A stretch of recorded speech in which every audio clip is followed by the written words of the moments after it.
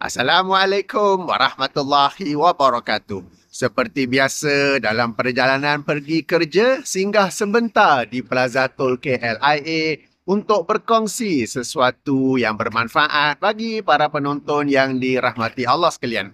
Pada kesempatan ini saya ingin berkongsi sebuah hadis yang dikeluarkan oleh Imam Al-Bukhari dalam sahihnya, hadis nombor 2057 mengikut penomboran Fathul Bari daripada Aisyah radhiyallahu anha. Beliau menerangkan ada satu kaum berkata kepada Rasulullah sallallahu alaihi wasallam bahawa ada satu kaum lain yang menghadiahkan mereka, yang mendatangi mereka dan memberikan kepada mereka daging yang mereka tidak tahu sama ada kaum yang memberikan daging itu telah membaca bismillah ke atasnya atau tidak.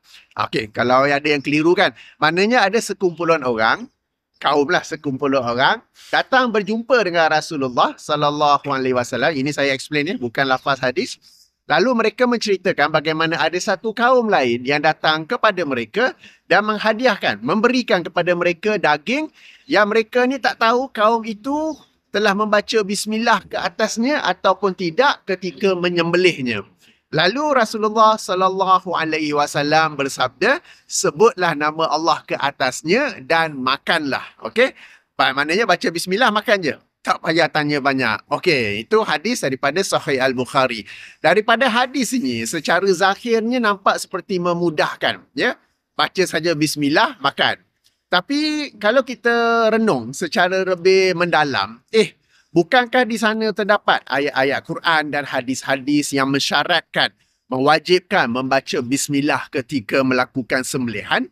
Lalu apakah hadis ini membatalkan syarat tersebut? Apakah hadis ini telah memberi satu kemudahan yang kita tak payah fikir bismillah ke tak ke, lalu makan saja kan? Ataupun macam kadang-kadang ada orang kita pun sebut kan, baca bismillah makan je, bismillah makan saja kan?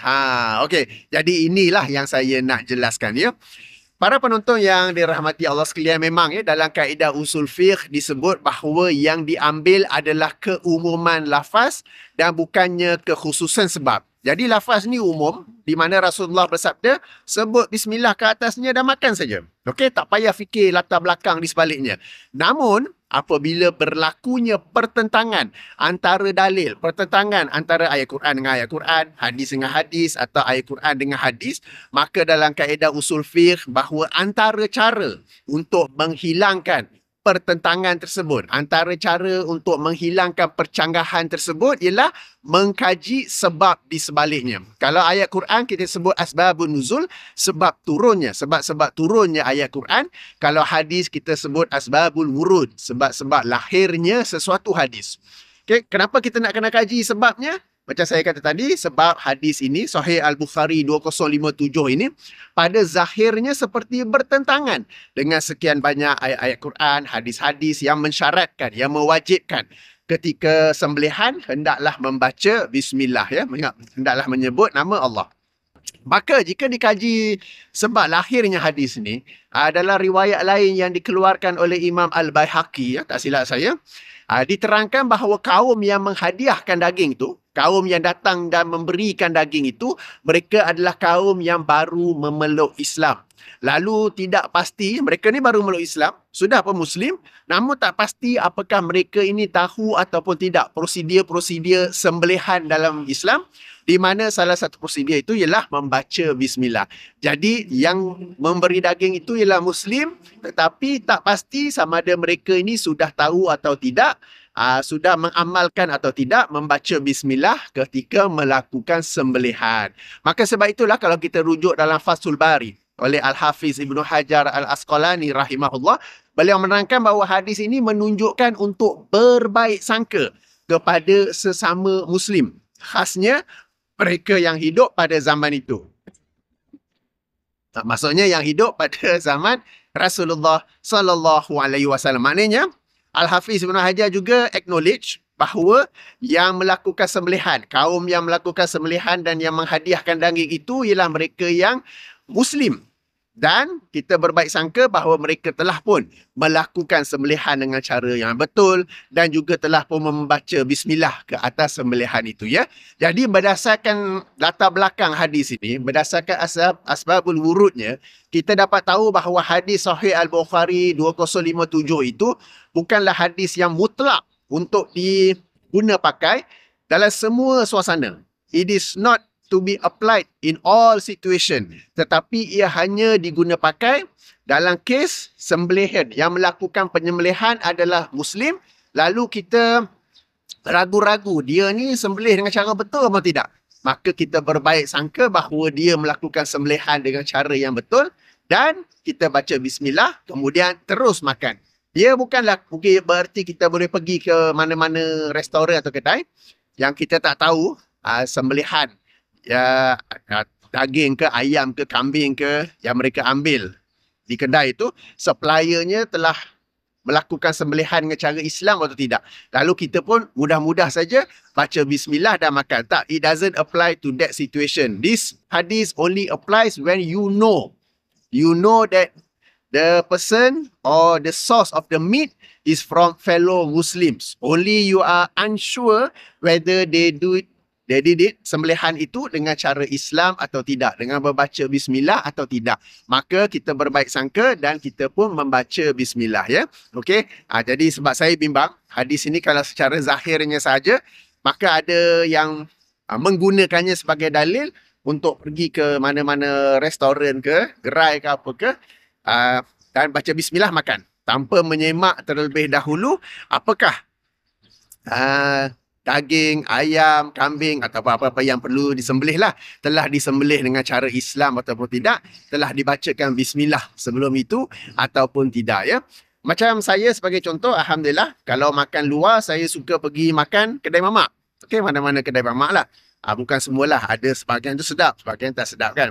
Saya suka kedai mamak sebab antara sebab lain ialah kedai mamak ni makanan sentiasa ada dan cepat siap. Berarti kita pergi makan terus ni. I am not going to waste my time going to a restaurant where I have to wait for food. Time is very precious for me. So I want to go eat, go back. Okay, jadi itu kedai mamak. Dan saya ni kalau pergi kedai mamak, saya suka kuah banjir. Banjir yang sampai tak nampak lah ada nasi kat bawah tu. Okay. Tapi kalau kita perasan kedai mamak, tak ada kan letak logo halal ke apa kan. Jadi member mereka, kita berbaik sangka mereka Muslim, kita berbaik sangka supplier, okay, pembekal ayam, daging, kambing dan sebagainya adalah juga Muslim, dan kita juga berbaik sangka bahawa ia telah dilakukan sembelihan dengan cara yang betul. Jika ada ragu-ragu, kita baca bismillah. Ini untuk kedai yang macam inilah, yang kedai Muslim, kita tahu supplier Muslim dan sebagainya. Kalau kita pergi kedai yang lain, okey, yang kita tak tahu, maka kita hendaklah tanya terlebih dahulu, ya. Tuan-tuan dan puan-puan, ada satu salah faham di kalangan masyarakat kita. Bila dia orang nak masuk satu restoran, logo halal tak ada, logo halal JAKIM tak ada, tapi dia orang tengok ada Muslim makan. Lalu mereka berkata, halal lah tu, tengok tu ada orang Islam makan. Tak. Kehadiran orang Islam di sesuatu restoran bukanlah kayu ukur bahawa restoran itu halal. Okey, anda kena semak terlebih dahulu bahawa restoran itu kalau ada logo halal JAKIM, okey, sebab logo halal JAKIM tu memang mengenakan syarat-syarat yang sangat ketat. Kalau tak ada, tanya dulu. Supplier macam mana, do you use any pork in your penyediaan makanan ke apa kan? Ini yang kita boleh buat. Alright? Jadi kehadiran orang Islam di sesuatu restoran bukanlah kayu ukur restoran itu adalah halal. Anda perlu semak, kalau ada logo JAKIM, okey, kalau tak ada, tanya. Kalau dia tunjuk ada sijil, yang menyembelihnya ialah sekian-sekian Muslim apa semua kan. Dengan ada sijil tu cukup. Kalau anda ragu-ragu, dalam kes ini boleh baca bismillah. Tak perlu tanya, ini sijil ni photostat. Saya nak original. Orang yang sembelih ni ada phone number tak? Saya nak telefon dia dulu. Kita tak dituntut sampai ke tahap itu. Alright. Okey, kalau sekarang ni suppliernya Muslim, tetapi yang memasaknya di dapur tu, yang menyediakan makanan ialah non-Muslim. Sekarang ni banyak kedai-kedai yang nak muslimkan seperti kalau di Lembah Kelang ni banyak restoran-restoran dari Korea. Kan? Mereka ada supplier yang halal untuk ayam apa semua tu, tapi yang menyediakannya di dapur tu macam mana? Sebab bila penyediaan ni sos-sos yang digunakan tu macam mana kan? Jadi di sini ada dua school of thought, ada dua mazhab. Pertama, mereka menjauhinya bukan kerana ia adalah haram, tetapi atas dasar berhati-hati, atas langkah berhati-hati. Pandangan yang kedua pula berkata, school of thought yang kedua pula berkata, asalkan secara zahir tidak nampak sesuatu yang haram, maka dibolehkan. Kalau kita dah nampak ada sesuatu yang haram di situ, barulah kita meninggalkannya. Alright? Jadi ada dua school of thought. Jadi pandangan yang kedua ni pun kita boleh sekadar bertanya kepada kedai tu ke apa ke, tentang penyediaan makanan mereka itu. Jadi kita boleh tanya. Jadi make an effort. Bukan boleh terus masuk sahaja untuk makan. Ya. Jadi yang nak ambil langkah berhati-hati, bagus. Yang nak masuk bertanya, bagus. Tapi yang tak bagus tu terus masuk. Semata-mata atas dasar adanya pelanggan, customer Muslim lain yang sedang makan. Sebab customer Muslim tu pun, mula-mula dia nak masuk, dia pun ragu-ragu juga. Tapi sebab dia tengok yang sebelum tu pun ada Muslim. Yang sebelum tu pun tengok sebelum tu ada Muslim. Kan? Jadi mereka menggunakan kehadiran Muslim sebagai kriteria. Itu sebenarnya bukan kriteria untuk menentukan sesuatu restoran ke gerai ke halal ataupun tidak. Tak apa. Jadi yang saya nak fokus ialah tentang hadis Sahih Bukhari itu. Nombor 2057. Sekali lagi saya tekankan. Ia tidak boleh diguna pakai untuk semua situasi. Tetapi diguna pakai untuk orang Islam yang menyediakan, yang melakukan sembelihan. Cuma kita ragu-ragu dilakukan sembelihan tu betul atau tidak. Barulah kita baca Bismillahirrahmanirrahim atau Bismillah sahaja dan makan. Baik, demikian sedikit perkongsian saya. Saya tutupi dengan Subhanakallahumma wa bihamdika syada alla ilaha illa anta astaghfiruka wa atubu ilaika. Assalamualaikum warahmatullahi wabarakatuh.